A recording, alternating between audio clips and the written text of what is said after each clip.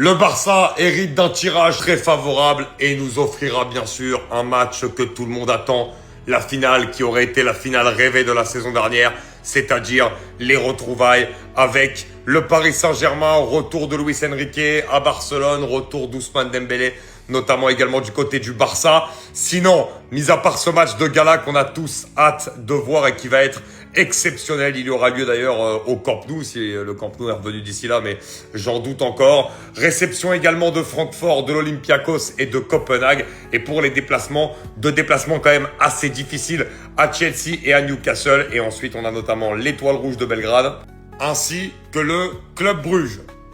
Alors, on va pas se mentir les gars, quand on voit les autres tirages, notamment des équipes du chapeau 1, c'est clairement le Barça qui hérite du tirage le plus facile. Franchement, pour ces phases de poule de la Ligue des Champions, honnêtement, avec ces équipes-là et quand on connaît la qualité du Barça et aussi grâce au mercato, la profondeur de banc actuellement, surtout à certains postes, on se dit que le Barça devrait naturellement terminer dans les 8 premiers. Le déplacement à Chelsea, qui pour le Barça en Ligue des Champions est considéré un petit peu comme un classique. On se rappelle notamment des débuts de Messi qui avait impressionné l'Europe à Stamford Bridge. On se rappelle du but de Ronaldinho à Stamford Bridge. On se rappelle du but d'Iniesta à Stamford Bridge. Ça nous offre toujours des classiques en Ligue des Champions. En phase de poule, on verra. Mais en tout cas, ça va être un super match. Le match à Newcastle sera aussi très intéressant. Et la réception du Paris Saint-Germain. Attention aussi à Francfort, qui a une très belle équipe cette saison.